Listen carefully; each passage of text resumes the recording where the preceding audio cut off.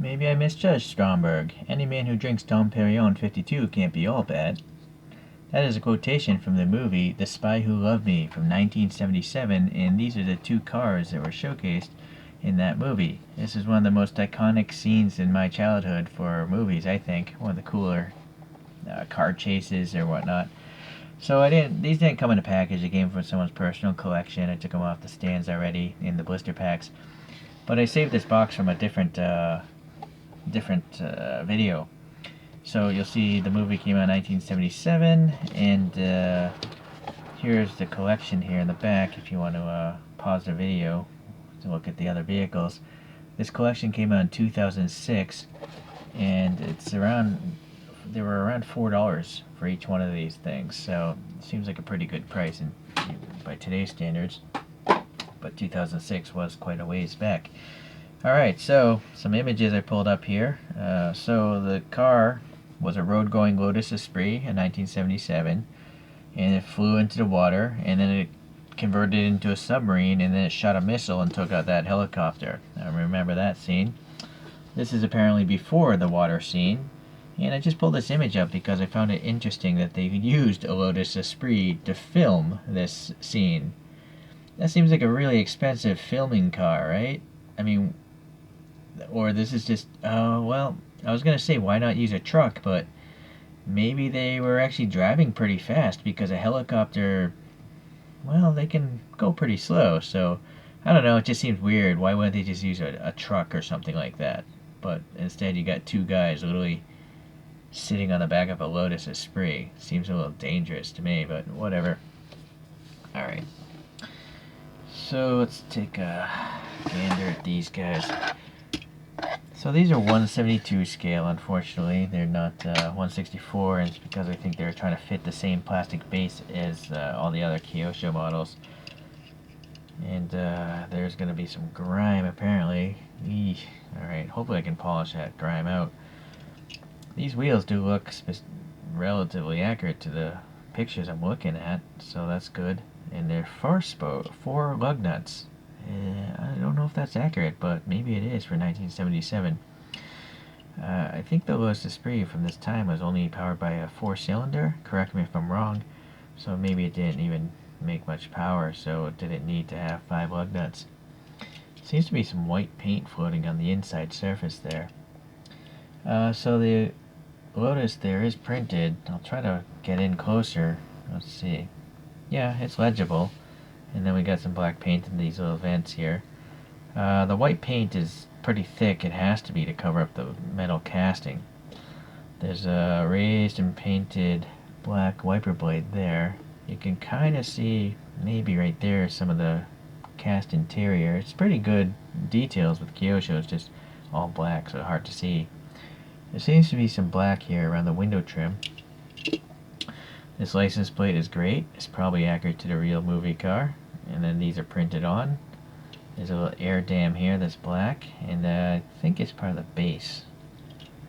This black stripe carries across the whole body, so that's pretty neat. The little door handle's got some black, and then black around the casting and the window itself for the trim. Esprit. This is a gas cap, but very poorly defined because there's so much white paint again. There's actually air in these wheels, you know, air passing between in those holes, so that's pretty nice. This is press fit together. This is, let's see. Got some translucent taillights, they're pretty good. And I think these are rear-facing guns, or maybe smoke emitters? I can't remember what this was in the movie scene. But you'll see there's two different lengths going on, so they move in and out. Maybe they dropped shrapnel for the pursuing cars. I don't know. Please leave a comment if you can remember. I haven't watched this movie in ages. That's gross. So just white exhaust tips there. And then, yeah, that's blank in there. So I guess that's it for the road-going car. Minus the dirtiness of this used model. It's pretty good. I like it. I'll just have to polish it up with a Q-tip later on. Okay, so the next one is when the vehicle is, you swimming underwater. It was an actual submarine in the movie, so pretty interesting. And it turns out that they found one of these in a storage container in Long Beach, and it sold for almost $1 million at auction back in a few years back. Alright, well, we'll get to the base of this thing. It's plastic, and it's obviously painted white, press fit together, and then you can see the little pretty elementary motor details here, these 4 electric motors. And then it still has translucent taillights, which is nice. And it has a different set of protruding things. The last one had the outer ones protruding. This one has the middle one protruding. So again, I'm not sure what the deal is there. And I think a rocket came out of the back glass here. So that I guess is accurate. And this is a periscope of some sort. Door handle, and then all these louvers here on the windows. That happened in the movie as well. It's interesting. On the outside they're just printed on, and I can actually feel the louvers. But they actually chose to put plastic here for the front and back windows, and then it's a graphic on the back side.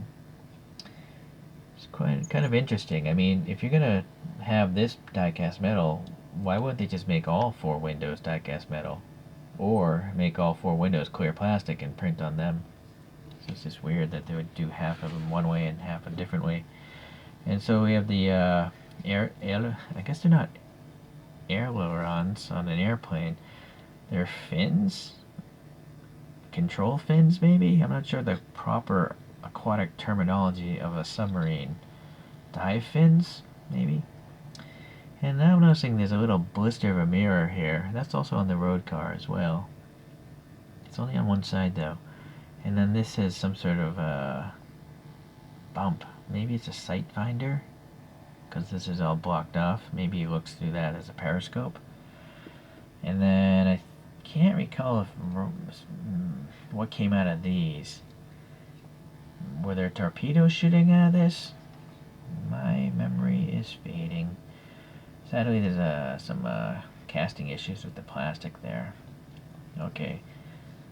Well, yeah, I mean, it's not the most crisp model, but it is 1/72 scale, and it still has a lot of cool details on it, so I'm really happy I got this one. This is the one out of this entire collection that I wanted the most, because I just thought it was a really cool scene in the movie. Okay, let's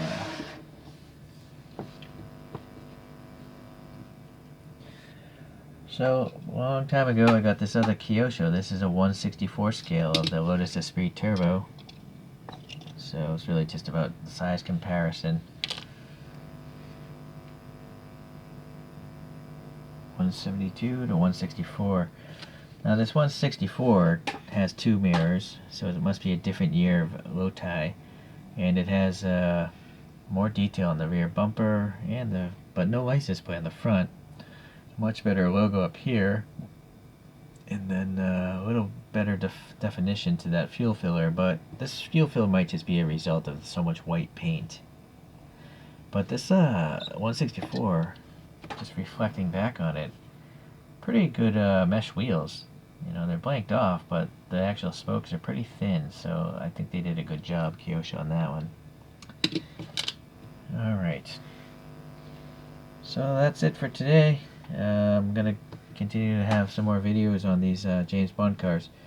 Alright, thanks. Hopefully I'll see you in the next one.